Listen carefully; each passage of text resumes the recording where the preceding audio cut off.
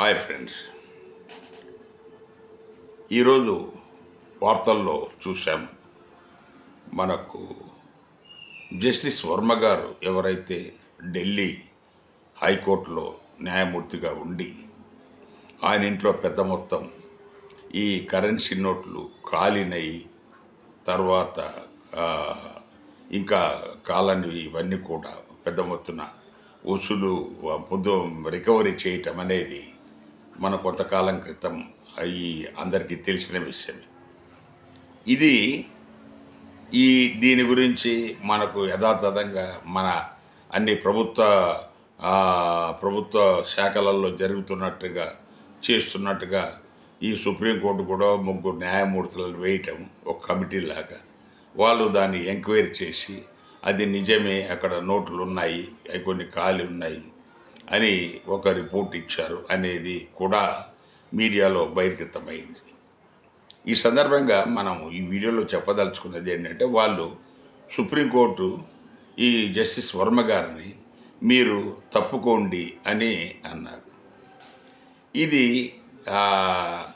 మనము వాస్తవంగా ప్రభుత్వ డిపార్ట్మెంట్స్లో ఏ శాఖలోనైనా even IAS officer, IPS officer కానీ ఇతర ఏ ఆఫీసర్లైనా కానీ ఒక తప్పు చేస్తే వాళ్ళ మీద చట్టపరమైన చర్యలు తీసుకోవటం, సో దాని తర్వాత ఒక ఫైనల్ ఆర్డర్ రాష్ట్రపతి గారు వాళ్ళను ఉద్యోగుల్లో తొలగించటం అలా ఉంటుంది. ఈ జడ్జెస్ విషయంలో మరి వాళ్ళను ఒకసారి అపాయింట్ చేస్తే ఈవెన్ రాష్ట్రపతి గారే అపాయింట్ చేస్తారు. తర్వాత వాళ్ళని తీసేయడానికి ఎలాంటి అధికారం లేదా? లేకపోతే ఎవరైతే అపాయింట్ చేశారో ఈ he's got full power to dismiss him also. అది మరి ఈ జడ్జెస్ విషయంలో చట్టాలు ఏం చెప్తున్నాయో, బట్ ఆయనను మీరు స్వచ్ఛందంగా దిగిపోండి అని మీరు చెప్తే ఆయన వింటాడా? ఆయన వినాల్సిన అవసరం ఏముంది? సో పైగా ఆల్రెడీ ఆయన మీద ఒక సిబిఐ ఎఫ్ఐఆర్ కూడా ఉందని చెప్పేసి కూడా వింటున్నాము.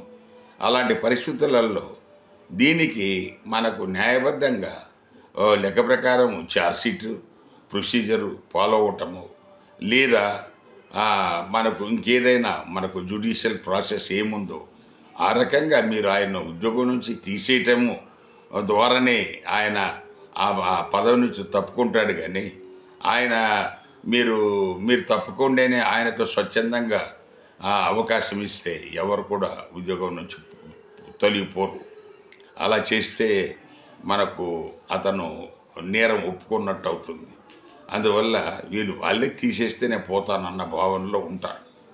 కనుక దీనికి ఇలాంటి కేసెస్లకు పరిష్కారం కూడా ఉండాలి. సో ఇది మొదటి కేసే కాదు, ఇలాంటివి కూడా ఇదివరకు కూడా వచ్చాయి, వస్తూనే ఉంటాయి. ఇంకా రానున్న కాలంలో ఇంకా ఎక్కువ కూడా రావచ్చు. అందువల్ల దయచేసి ఈ జడ్జెస్ మనకు అపాయింట్మెంటు రిమూవల్ కూడా మనకు మామూలుగా ఇంపీచ్మెంట్ అనేది మనకు తెలుసు.